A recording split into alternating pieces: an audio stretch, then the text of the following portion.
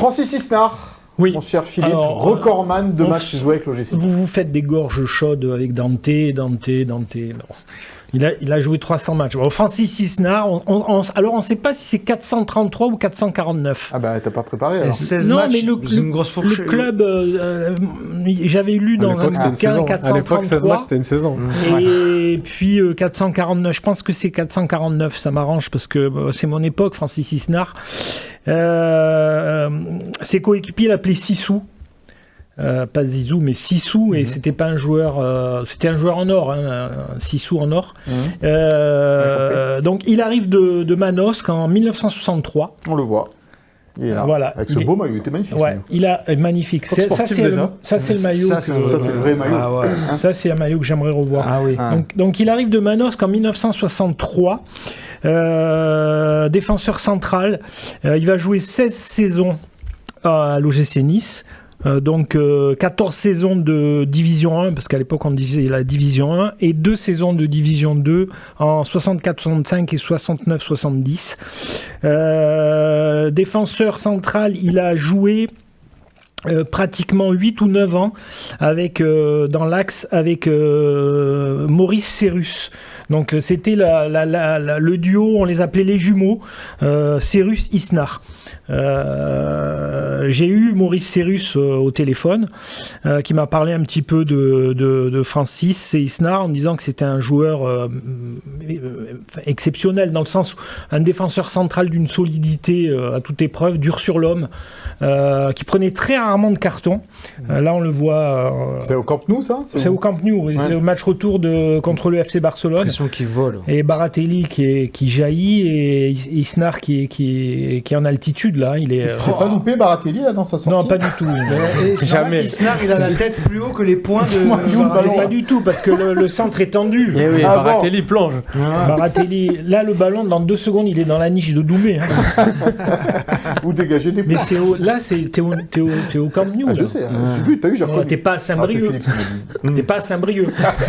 Bon. Donc, dur sur l'homme, très, très rarement de carton, relance propre, jeu de tête. Donc lui, il faisait office un peu de stopper. Et Maurice Cérus jouait un peu décroché. Cérus m'a dit, je l'ai rarement vu en difficulté face à un attaquant, vraiment rarement. C'est vrai qu'il... Mais pas international. Non. Isnard, il avait le teint un peu rouge quand il jouait, et en fait, souvent peut-être l'adversaire il croyait qu'il était cramé, mais en fait pas du tout. C'était un mec qui était physiquement, c'était un monstre. Donc il a joué de 63 à 75 à Nice, donc c'est-à-dire que il a connu des périodes compliquées. Il a connu aussi 71, 72, 73, 74, 75, l'équipe de Nice qui commençait vraiment à exploser, cette équipe-là avec Snella, qui a fini deuxième du championnat, qui était une équipe magnifique, qui moi m'a marqué à vie. C'était mes idoles. Et Maurice m'a raconté une anecdote. Il me dit un jour, Francis me dit, Maurice, faudrait qu'on aille voir le président, lui demander une petite augmentation. Et il dit oui, non, mais tu veux qu'on lui demande combien? Il dit mais il faudrait qu'on lui demande 100 francs de plus. Et non, 3 francs 6 sous. 100 francs de plus. Maurice me dit à l'époque on devait gagner entre 2000 et 2500 francs par mois. Ce qui représenterait aujourd'hui même pas... 400 000 euros. Non. Je sais pas, mais Cérus me disait que ses parents qui travaillaient, tous les deux. Sa maman a travaillé dans les hôpitaux, je crois, et son père, je sais plus ce qu'il faisait. Tous les deux, ils touchaient moins que Maurice Cérus. 400 euros. Je suis nul. Non, 400. 400 euros. 450 euros. Non, mais c'était... La vie, ça coûtait rien. Mais c'est les anciens francs. Mais c'est en 60... Oui. Ah non. Eh oui. Anciens francs, là? Tu parles d'anciens francs? On fait une émission d'économie ou on fait une émission de football?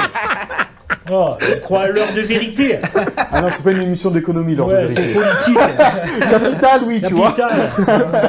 Combien ça coûte?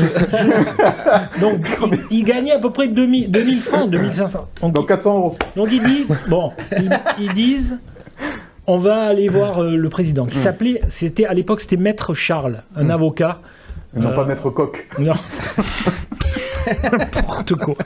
Maître Charles, un avocat, qui était le président du gym. À l'époque, le siège de l'OGC Nice était sur la prom, où il y a le syndicat d'initiative, là, ouvert vraiment sur l'office du tourisme. Ouais, l'office du tourisme. Et donc, il voit Maître Charles, il rentre dans un bureau qui les impressionne, des grands fauteuils club, un bureau gigantesque, tout ça. Et donc, le président leur dit, mais qu'est-ce que vous voulez ? Il dit, on voudrait... tout, ça marche bien, le coach est content, on voudrait une augmentation. Ah bon ? Oui, mais vous voulez combien ? 100 francs chacun. Et ils disent, Maître Charles, Maurice Cyrus me raconte, Maître Charles se lève, il va vers la fenêtre, il y avait un petit balcon qui donnait sur la prom et la mer, donc il l'ouvre, et il dit, mais comment ?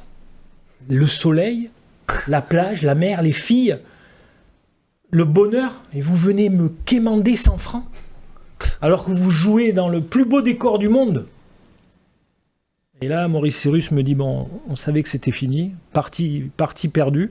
On est reparti sans nos 100 francs, mais en se disant, putain, mais c'est vrai qu'on joue dans un décor quand même magnifique. Ah, il a raconté bien. Ah ouais. Oh là là. J'y étais, moi. Oh, j'ai vu tes paroles, mon cher Philou. Oui, magnifique tu vas anecdote. saouler avec Parler de football romantique. Ah non, mais alors là, ça c'est le football. Ah ouais. Donc ils sont repartis sans leurs 100 francs. Ils sont c'est restés, l'agent, il va là-bas. ils sont restés à 2000, ils sont restés à Et 2002 c'est pas tous 100 les francs qu'il deux. demande. Et il est devenu recordman des matchs avec l'OGC Et Nice. voilà, donc après il a joué un peu à Cannes. Il a fini voilà. il a joué en amateur à Menton. Et puis Porter les citrons. il est parti vivre à Calvi. Après, il est décédé jeune, à 65 ans, des suites d'un cancer. Il est enterré à Manosque. Voilà, c'était un joueur de club, un joueur de devoir, de valeur. C'est un mec qu'il ne faut jamais oublier.